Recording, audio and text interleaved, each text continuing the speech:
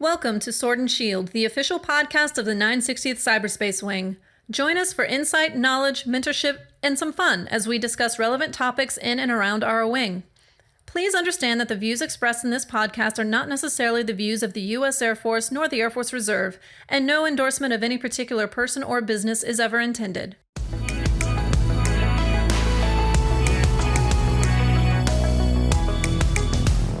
Good morning and welcome back to the Sword and Shield podcast. I'm Colonel Rick Erredge, 960th Cyberspace Wing Commander, and today we have a special guest from the 55th Combat Comm Squadron, Lieutenant Colonel Williams, the Squadron Commander. Good morning, Colin. How are you? Hey, good morning, sir. I'm great. Good to hear from you. Yeah, I appreciate you doing this. Certainly, we'd rather do it in person and, have you sitting here. It's easier to have conversation. But you're at Robbins right now in beautiful middle Georgia, and I'm here in Texas. So we're going to try to do our best here over the phone. Yes, sir. Sounds good. How's the weather now in middle of Georgia?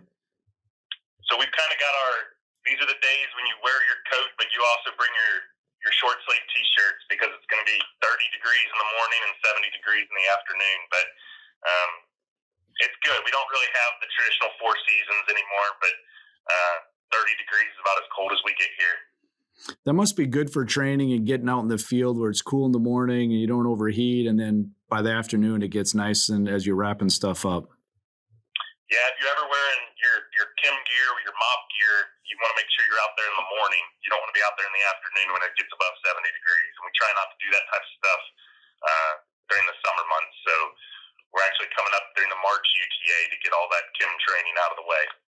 Yeah, that's smart. I know your airmen appreciate you thinking about that. And not that we're not going to have to do that in real world scenarios. You don't get to choose when you're going against an adversary and type of weather, but certainly making sure we're taking care of our airmen and make sure they're ready is really important, and their health and safety obviously is our number one concern. So we touched on a little bit with some of the training you do. Tell us a little bit about the Combat Comm Squadron mission, and for people listening that aren't familiar with it, what's that like, and what kind of things are you guys doing, and how's the training go? Yes, sir. So just a little bit unique. We don't necessarily have a day-to-day mission that gets accomplished like some other Air Force units outside of Combat Comm do. Really, our day-to-day mission is training and readiness. So that's what we do almost every UTA. We train to be able to rapidly deploy communications downrange, whether that's for a contingency or an exercise or a humanitarian response effort. We've constantly got to be ready to deploy within 72 hours and get out the door, which is a unique requirement for a traditional reserve unit. We've got just about 105 assigned. We're authorized at 87, but we keep a couple extra on the books to just help be there when other people can't volunteer to go downrange, because obviously with that 72-hour response time, it's usually a volunteer. Sometimes we do get involuntarily mobilized, traditionally to cover the reserve component periods, the old AEFs that most people are familiar with. But the training's a little bit unique. Like I said, we've got to be ready to go at a moment's notice, so we don't get a lot of that just-in-time training. So we have training on how to pack a pallet, training on how to drive a forklift, C-burn training. We shoot, we're an Army Group A, so we have to stay qualified on M4 annually. And so those readiness tasks are just really important to stay up to date on within the Combat Comm community. Yeah, I find that fascinating. I grew up in a C-130 wing, very traditional wing in the reserve, where we had very clear and distinct cycles of prepare, deploy, return, reconstitute. And it was all, kind of circled around the flying schedule and when the flyers were deploying. But you guys aren't like that. When I met, I was down there and got my intro visit and met everybody, like you have people going out the door like almost every year. And that battle rhythm is much different. So I think you're underselling yourself when you say we just train for readiness and ready to deploy. Like you have people constantly in different stages of cycles of pre-deployment, deployment, reconstitution, and then getting healthy and then starting that cycle all over again. Yes, sir. sir. We focus it around that reserve component period. And I know the Air Force and Air Force Reserve is talking about going to possibly a different model, the 4-gen model, but for now, we're still RCPs within our squadron. And what we try to do is ramp up the battle rhythm as we get closer to that RCP.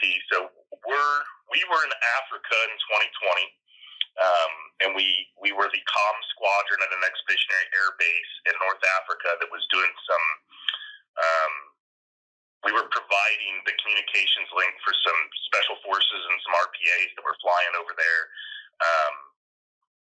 in North Africa. And so then we come back and we do try to reconstitute a little bit. Once we come back, take some downtime, we're not quite as busy, and then we'll ramp up with some field exercises where we're just kind of here, but we're going out, maybe just across the road or going down to a different area on Robins Air Force Base. And we're just kind of staying local. So that was kind of 2020. We came back in 2020, so 2021. Now we're in 2022 in our RCPs next year where we're going to go again. And normally we send about 30 to 40 folks during the RCP that are involuntary mobbed. And so now we're in that we're really getting ready. And so now we're doing our overseas exercises. And so we go over to Germany and we help them out with the first Combat Comm Squadrons over there. One of our sister squadrons on the REGAF, they have a lot of MPA because they need a lot of help over there, doing what we refer to as the European Defense Initiative to try to deter Russia from doing anything that we don't want them to do. And so those folks are over there for about 6 months. They go over on MPA. And then we're also going to do an exercise in Jordan this year, right before our RCP. And then the RCP, and then we go down a little bit. So we do try to keep it to a battle rhythm type mentality on reconstituting immediately after an RCP. But those exercises that you just don't know what's going to pop up, whether 10th Air Force asks us to support, any exercises here locally that they're doing. There's 3 Air Force Reserve Combat Comm Squadrons that are all unit equipped. And so we try to stay cyclical with the other 2 and rotating who's responsible for what during each year. So the 2 of us would never be in the same RCP bucket or supporting overseas exercises like the European Defense Initiative. We rotate with the other 2 squadrons. Yeah, I think that's really important, to talk about. I know we talked a little bit off, before we got started here off the record, but you just said that like people, what I heard was 2020, 2021, 2022, 2023. Like there's a cycle there where you get people in North Africa, Europe, around the US doing exercises, and then Middle East and Jordan. And so if you want to see the world and you want to be in the Air Force Reserve, there's lots of opportunities here, and in the 55th Combat Comm and the other Combat Comm squadrons, great opportunities for airmen to do something different and really contribute to, defense of freedom around the world. Yes, sir. And, bunch of different opportunities. So we have 5 1 Delta AFSC shred outs within the squadron. We have supply troops, supply airmen, I guess I should say, Power Pro, HVAC. We have 17 Deltas on the officer side, but just traditional comm squadrons, I think we look a lot different with, supply, Power Pro, HVAC, because we got to provide our own generators and heating and air systems. The airmen get a little bit mad, but the heating and air is actually not for the airmen, it's for the equipment. We don't want the equipment to overheat. Yeah. But it always does feel good to have that in your tent when you're overseas. And our equipment's, highly mobile in transit cases, and, pack it up on a pallet, get it on a forklift, get it over to a C-130, C-5, and go anywhere in the world with it. So, like you said, lots of opportunities to travel and lots of different AFSCs that you can be within the Combat Comm community. Whereas, like I said, some of the other comm squadron, especially the Air Force Reserve comm squadrons, are kind of limited to, just a couple AFSCs. Whereas we have, like I said, the 5 1 Delta AFSCs, supply, Power Pro HVAC. Yeah, that was interesting to me when I met and you guys toured and we met the airmen about just the variety of skills and requirements that you have, the equipment blew my mind. I knew that you guys are unit equipped, and we talked about equipment, but when you walk in and you see everything that you have and where we're going with technology, and you've got old stuff that we're transitioning to new equipment, and the sexy, cool new stuff is hitting, and just the training requirements there, and making sure our airmen are constantly ready, not only to do their job, be technically proficient, but like you mentioned, you got to be able to stay qualified on your weapon. We got to do CBRN training. We've got the world now is much different than it was when you and I came in as lieutenants. There's a lot of rules of engagement. There's a lot of different things happening that we have to make sure our airmen are prepared mentally, spiritually, physically, and there's a lot of demands on them. And we're doing it in COVID. So how is that? I'd be interested to hear how your airmen, their experiences with deploying or returning in COVID, and how that's worked for them. Yes, sir. It's a little bit tougher on us. We're a unit equipped squadron, so that means we own our own equipment. And so if you took all of our equipment and you packed it up, you'd be sitting at right around 35 pallets of equipment in every single Combat Comm Squadron. The reserve Combat Comm Squadrons. And so that's a lot of equipment that we have to keep ready to go. We only have 10 full-time folks on the staff, and then about 90 of the authorizations sit on the traditional reserve side. We have to put hands on the equipment. And so COVID has definitely impacted our ability to put hands on the equipment at times. But as soon as we were able to bring airmen in, we were. And so while other people we're kind of having to adjust to that virtual environment, we had to adjust to make sure you're wearing your mask, make sure you're sanitizing your hands, stay 6 feet when you can, but if you can't, don't share the same keyboard, wash your hands after you share a keyboard with somebody. And lucky for us, we really haven't had any COVID outbreak after a UTA. I think the only one is one that hit our full-time staff pretty heavy. But again, it was in the middle of the month, and it was just some folks that share an office, and we kind of all just went virtual a little bit on the full-time staff. But we have preventative maintenance that we have to do on that equipment. And so I think we only had 2 or 3 UTAs where we were virtual. We did get to we were still bringing in airmen, but what we were doing at times was not bringing in as many at the same time, to just not having all 90 come in on Saturday, Sunday. And so we kind of asked for maximum flexibility through the group and the wing and the NAF on when we can do our UTAs. And we split it up a little bit to bring in 25 airmen when we could, and 25 airmen maybe the next weekend, 25, maybe in the middle of the week if they could get off work. We didn't want to force that on anybody, but by allowing that flexibility, we learned a lot about ourselves and our ability to maybe increase our operations if we needed to, by having that flexibility of when to come in for a UTA. Yeah, the challenges there that COVID presented us was frustrating, but it did allow us to innovate just in the way we adapt and handle our training with our airmen. And you guys did a great job of just figuring it out.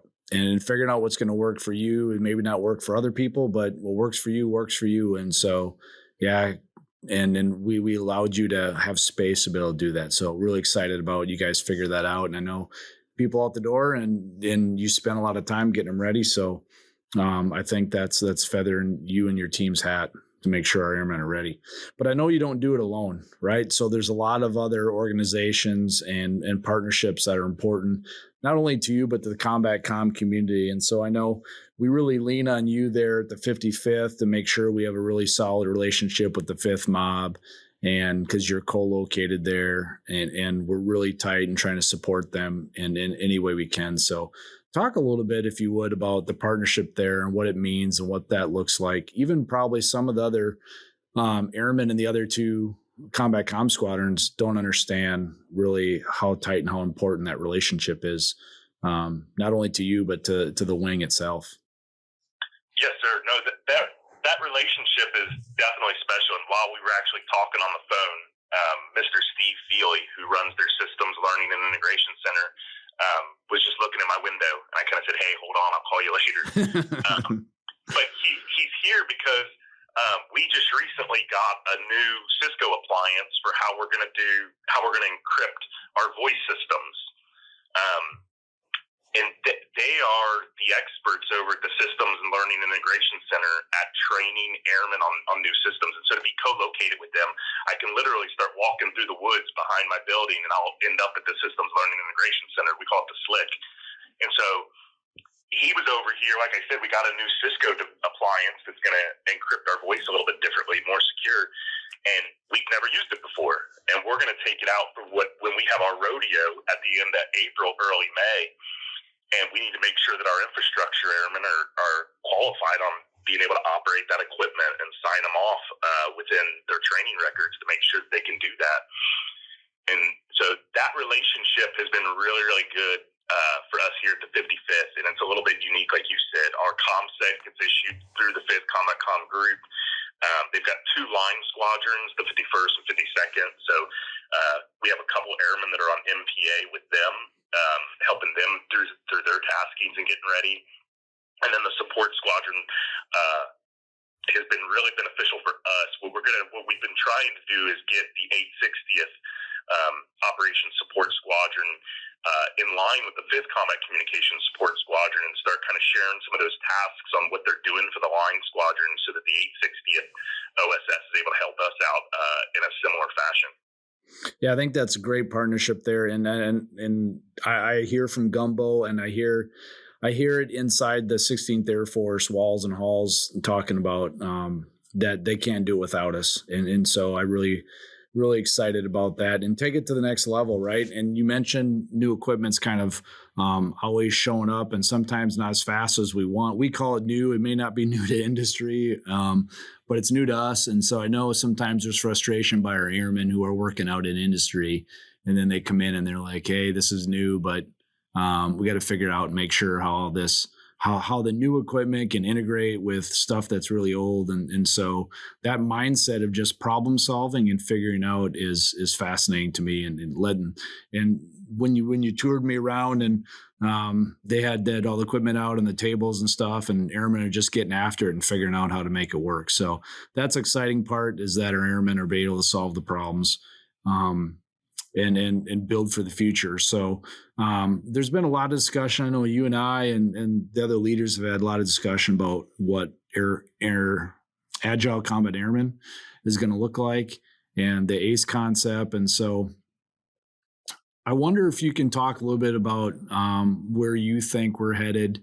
What kind of things do our airmen that are currently in those roles and missions and units need to think about? And then what are new airmen? What is expectation going to change on new airmen and where Combat Com fits into the community? I know it's emerging.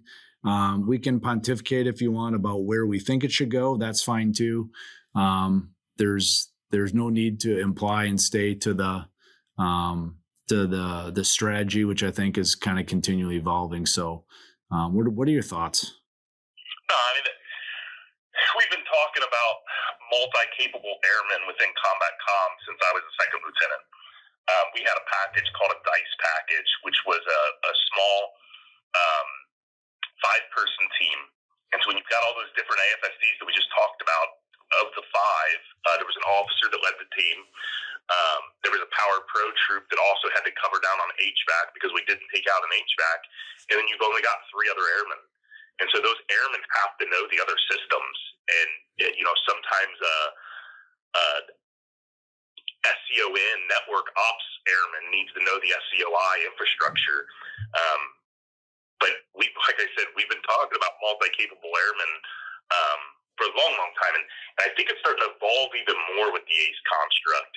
And with the ACE construct, what we're hearing at times is it a fuel specialist that knows how to operate a Prick 117 Golf, air-to-ground radio or ground-to-air radio. So it's not just cyber guys knowing other skill sets. I truly believe the multi-capable airman is just airmen that are able to solve problems.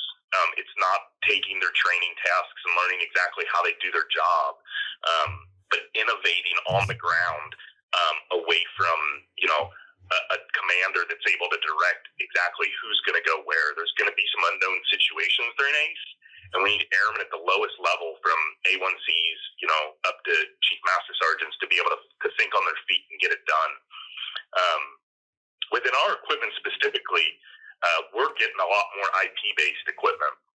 And so even our RF trans personnel, they now have an FBI code loaded against them, which means that they have to have, special security training in order to operate the equipment. And we had a former 1 Bravo that came to us from the 42nd Cyber Operations Squadron that was able to help them out with something because of his Linux and Unix background. That's unique for Combat Com, and those kind of skill sets, even coming from the 42nd COS as a former 1 Bravo coming in and looking at, an RF trans system that now the modem is IP based and we've got to use Linux to look at the code. That's a little bit more complex than what traditional Combat Com systems have been in the past. And as we're getting more complex, we need those airmen to be more skilled in it with multiple different areas. Yeah, I think that's fascinating to me that that there's coming to be this convergence of requirements from equipment and personnel that are clearly getting more and more technical. And so as we move forward in the kind of skills we need people, I think you nailed it. I think problem solving is really important, and having that technical background to think creatively how to solve a problem. You and I don't care how they solve it.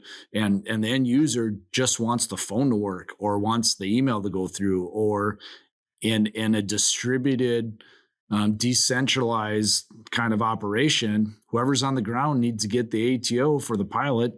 They know what the mission is to fly, and they need to hand that. And they may need to help pump gas, or your airmen are all trained to defend the airbase if they have to and do convoys.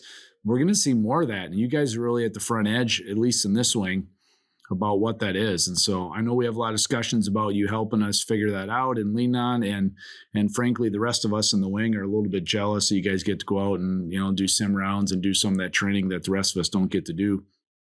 And then I think we need to continue to lean on that, and our Air Force and the joint force for the next fight is going to need that, especially in the Pacific Theater.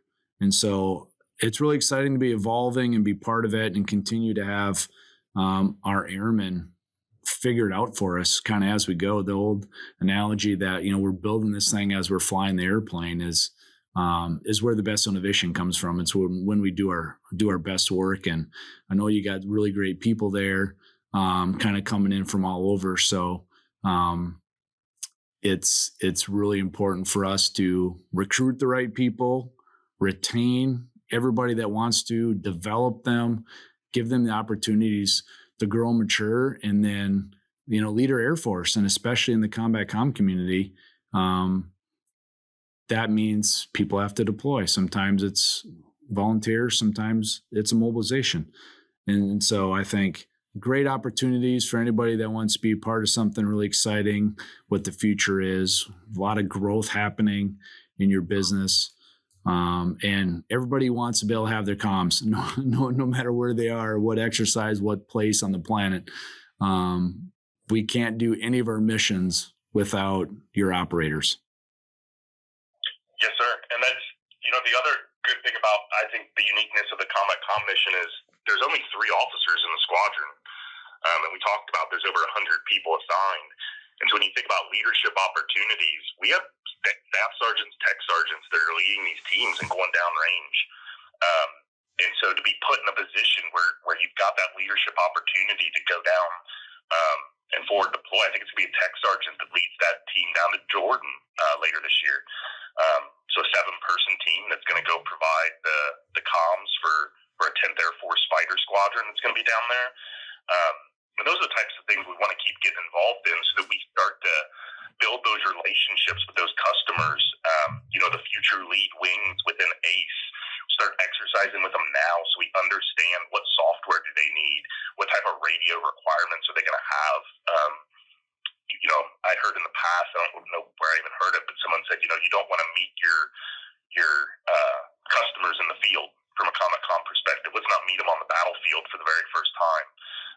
Let's get out with them now. And so we were down at Moody. I know the 35th down at Moody right now with the 23rd Wing, doing some work with A-10s and the special ops community down at Moody Air Force Base.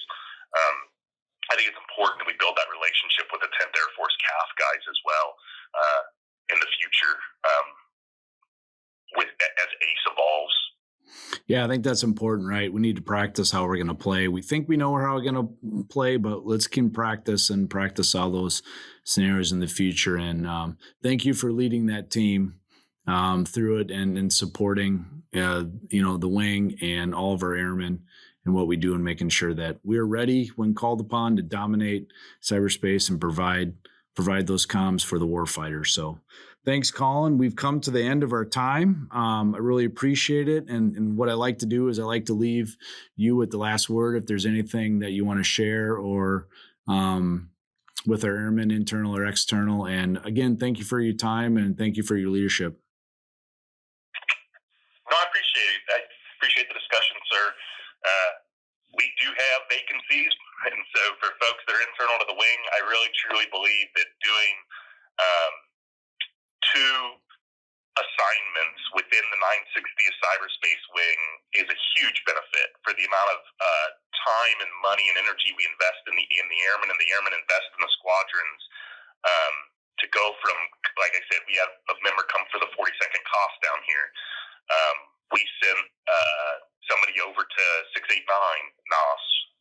We've sent people over to our first sergeants now. Master Sergeant Estes is now over with the 854 and working with the wing. And so I think it's important for airmen to kind of see kind of a squadron in the 960th and a squadron in the 860th and kind of bounce back and forth. And so, like I said, we have AGRs that are advertised out there. It's a unique experience. I say come in, at least get one deployment under your belt, and then if you got to move on, move on. It can be an exhausting career field within Combat Com if you stay in it, year after year after year. We've got some that do, but the folks that do that really, really love what they're doing, and they wouldn't have it any other way. And if we probably stopped deploying, they would probably go find another unit to be in. And so the Guard has opportunities within Combat Com as well. And so always look for those opportunities that are out there, and give me or Chief Francois a call if you want to join the 55th Combat Com Squadron. Thank you, sir. Awesome. Yeah. Thanks, Colin. And again, thank you to all your airmen too. Please pass it along. We really appreciate what they're doing, and best of luck and safe travels for everybody. All right. Have a great day. All right. Thank you.